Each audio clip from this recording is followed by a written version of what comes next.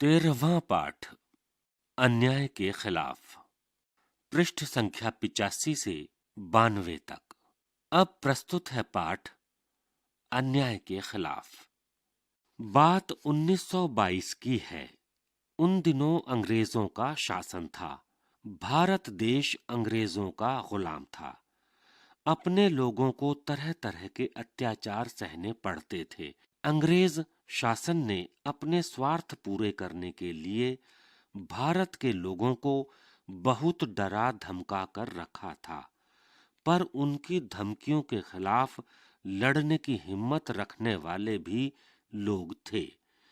ऐसे ही लोग थे आंध्र प्रदेश के कोया आदिवासी, और उनके नेता का नाम था श्री राम राजू। आंध्र के घने जंगलों के बीच रहने वाले कोया आदिवासी सीधी सादी खेती के माध्यम से अपनी रोजी रोटी जुटाया करते थे।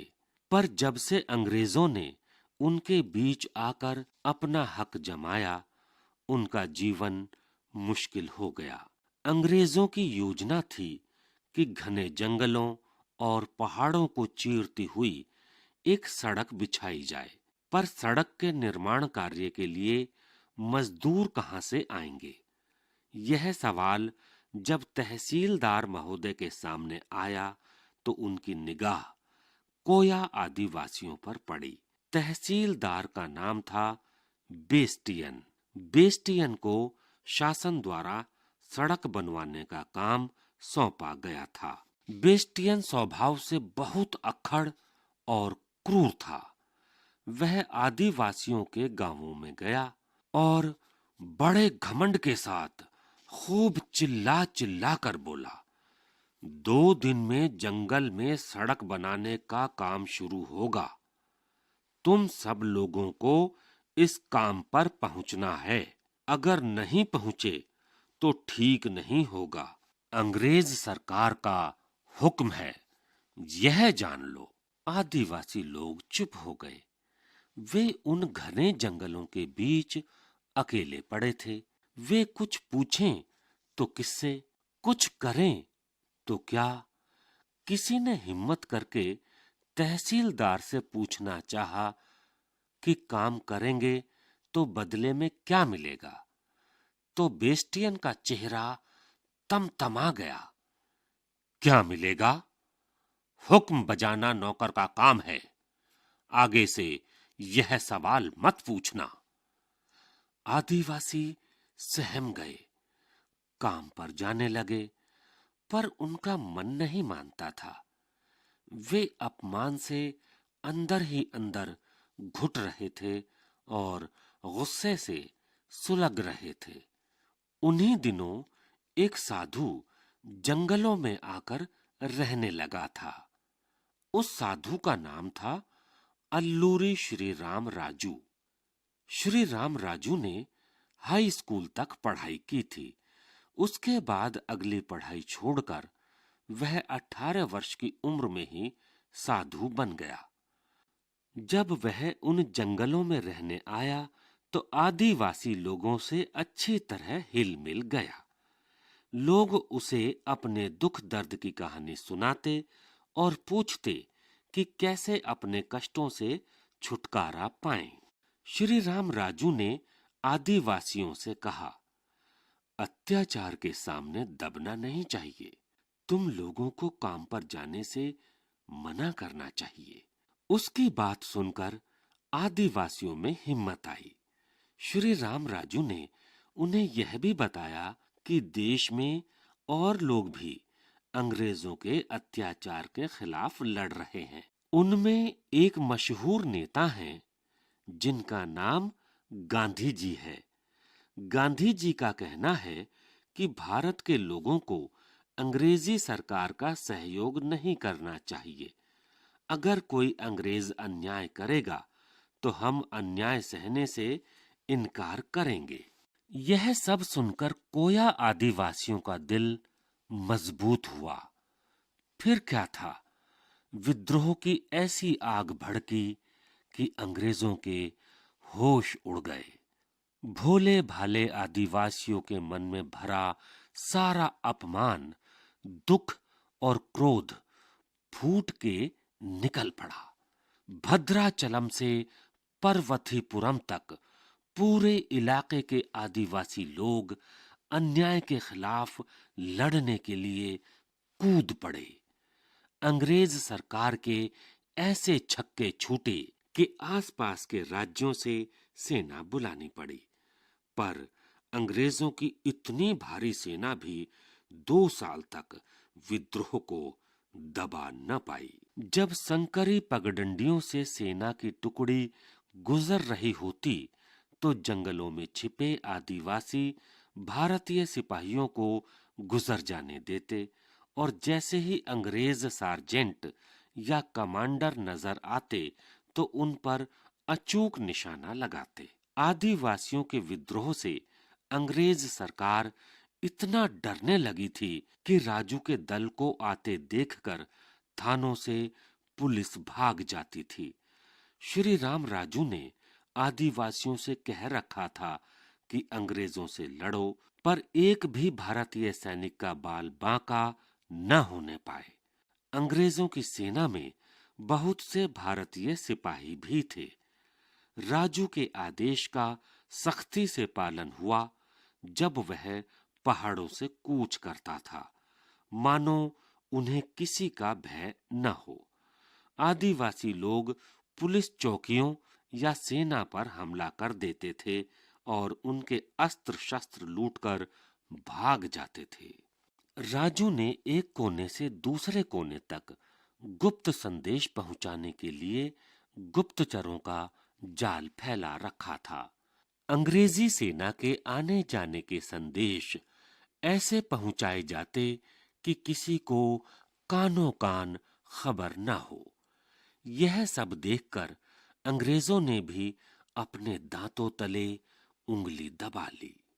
जंगलों और पहाड़ों में राजू के लोग बड़ी फुर्ती से छिपते फिरते। ऐसे इलाके में हथियारों से लदी अंग्रेजों की भारी भरकम सेना अपने आप को कमजोर महसूस करने लगती थी। राजू के लोगों को गांव-गांव का सहारा था। गांव के लोग विद्रोहियों को शरण देते और लाख कोशिश करने पर अंग्रेज उनकी खबर नहीं लगा पाते। फिर अंग्रेजों को एक तरकीब सूझी।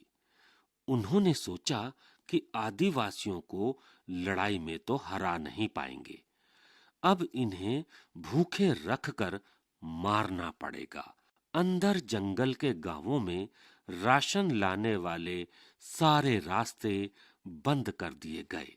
किसी को भी सामान का एक जगह से दूसरी जगह पहुंचाना मुश्किल हो गया।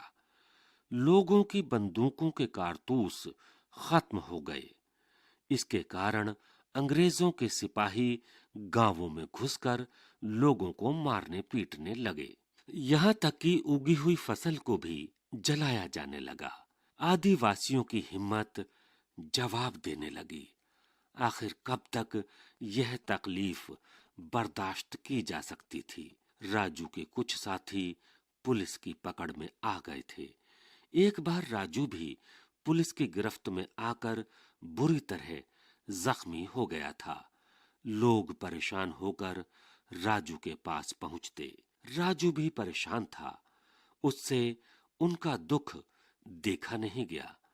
राजू ने सोचा कि अगर मैं अंग्रेजों के सामने आत्मसमर्पण कर दूं तो अंग्रेज इन हजारों लोगों को रोज सताना बंद कर देंगे। उसने देखा कि 2 वर्षों के इतने लंबे संघर्ष के बाद लोगों में कठिनाइयों का सामना करने की तैयारी नहीं रह पाई है और अंग्रेज सरकार तो उन्हें भूखा मारकर ही छोड़ेगी। यह सोचकर श्रीराम राजू अपने आप को अंग्रेजों के हवाले सौंपने चला। सेना के मेजर गुडौल मंपा गांव में डेरा डाले हुए थे। राजू को गिरफ्तार करके उसके सामने पेश किया गया। गिरफ्तारी की खबर सुनकर आसपास के गांवों के लोग बड़ी संख्या में वहां इकट्ठे होने लगे। मेजर गुडौल मन ही मन बहुत अधिक खुश हो रहा था। उसे कहाँ उम्मीद थी कि उनका शिकार खुद जाल में फंसने चला आएगा। राजू मांग कर रहा था कि उसे कचहरी में पेश किया जाए और कानून के हिसाब से उसके साथ बर्ताव हो, पर गुडौल का कोई इरादा नहीं था कि कोर्ट कचहरी के चक्कर में राजू को अपनी जान बचाने का जरा भी मौका मिले। बस उसके इशारे पर एक सिपाही ने राजू पर गोली चलाई और उसका काम तमाम कर दिया गया। इस तरह अल्लूरी श्री राम राजू अपने लोगों के खातिर शहीद हुआ। इसके बाद कोया आदिवासियों का आंदोलन टूट गया, पर अंग्रेज सरकार ने अच्छा खासा पाठ पढ़ लिया था। वे समझ गए थे कि आदिवासियों के साथ मनमर्जी नहीं की जा सकती। तब से आदिवासियों के हितों की रक्षा करने के लिए विशेष कोशिश करने का फैसला हुआ। अपने देश के इतिहास में कोया आदिवासियों ने अन्याय के खिलाफ लड़ने की मिसाल स्थापित की। चकमक से अभ्यास। शब्दार्थ। गुलाम अर्थात किसी के अधीन या पराधीन। हक अर्थात अधिकार। निगाह अर्थात नजर। क्रूर अर्थात निर्दयी या दया नहीं करने वाला। घमंड अर्थात अभिमान। पगडंडी अर्थात मनुष्यों के चलने से जंगल, खेत या मैदान में बना हुआ पतला रास्ता। टुकड़ी अर्थात समूह। अचूक अर्थात खाली न जाने वाला। सख्ती अर्थात कड़ाई। फुर्ती अर्थात तेजी। तरकीब अर्थात उपाय। मिसाल अर्थात उदाहरण। पहला पाठ से। क आंध्र के घने जंगलों में रहने वाले आदिवासियों के बीच अपना हक जमाने के लिए अंग्रेजों ने क्या किया। ख श्री राम राजू कौन था? उसने अंग्रेजों के सामने आत्मसमर्पण क्यों किया?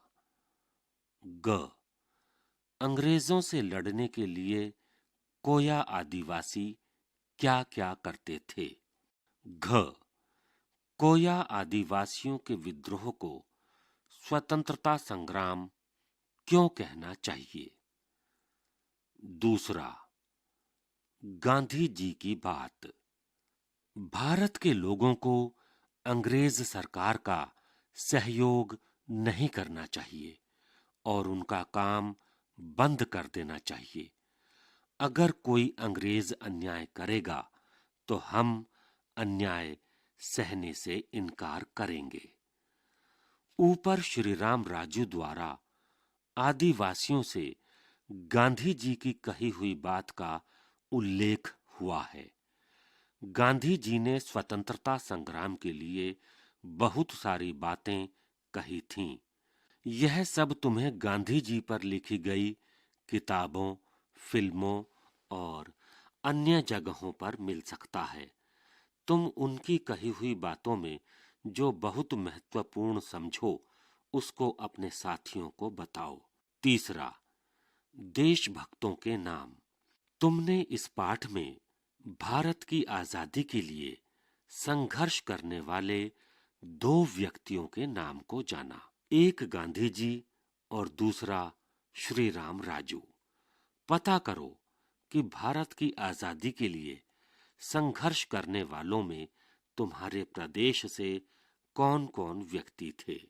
उनमें से किसी एक के बारे में कक्षा में चर्चा करो। चौथा, क्या ठीक होगा? 1. 2 दिन में जंगल में सड़क बनाने का काम शुरू होगा। तुम सब लोगों को इस काम पर पहुंचना है। अगर नहीं पहुंचे तो ठीक नहीं होगा। 2. काम करेंगे तो बदले में क्या मिलेगा?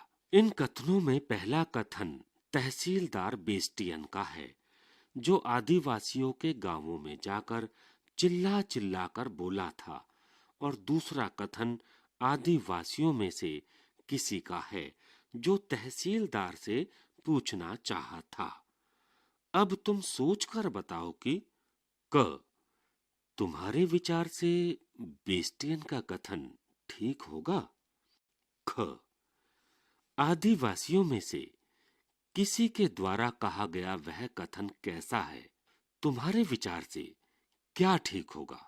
संकेत: तुम अपनी पसंद से कथन को अपने ढंग से लिख सकते हो। 5वां, पता करो। 1. सड़क बनाने में किन किन सामानों की जरूरत होती है? पता करके लिखो। 2. इन प्रदेशों में कौन कौन से आदिवासी रहते हैं? पता करके लिखो। क झारखंड, ख छत्तीसगढ़, ग उड़ीसा, घ मिजोरम, ण अंडमान निकोबार द्वीप समूह। 6. तुम्हारे विचार से क राजू हाई स्कूल तक पढ़ाई करने के बाद जंगलों में रहने क्यों आया होगा? ख राजू के शहीद होने का आदिवासियों के आंदोलन पर क्या असर हुआ होगा? 7वां, खोजबीन। लोगों की बंदूकों के कारतूस खत्म हो गए। यह वाक्य इसी पाठ का है जिसमें आदिवासियों के द्वारा बंदूकों व कारतूसों के प्रयोग का भी प्रमाण मिलता है। इस पाठ की खोजबीन करो तो पाओगे कि आदिवासी पुलिस चौकियों या सेना पर हमला कर देते थे और उनके अस्त्र शस्त्र लूटकर भाग जाते थे। अब तुम जरूर समझ गए होंगे कि आदिवासियों ने बंदूकों व कारतूसों का प्रयोग कैसे किया। कारतूसों ने सन 1857 में स्वतंत्रता की चिंगारी को फैलाने में बहुत महत्वपूर्ण भूमिका निभाई थी। समूह बनाकर इसके बारे में खोजबीन करो। कक्षा के प्रत्येक समूह में से एक प्रतिनिधि सबको अपनी खोजबीन के बारे में बताएगा। 8वां, मुहावरे। यहाँ कुछ वाक्य हैं जिनमें मुहावरों का प्रयोग किया गया है।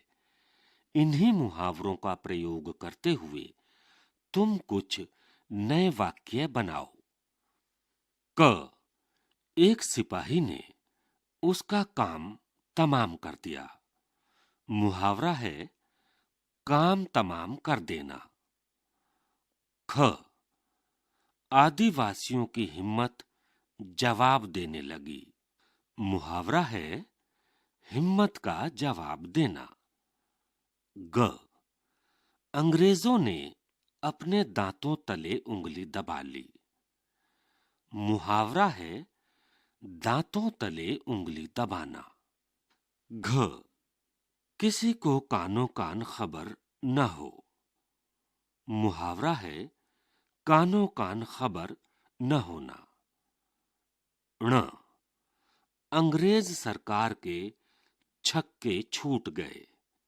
मुहावरा है छक्के छुड़ाना। च अंग्रेजों के होश उड़ गए।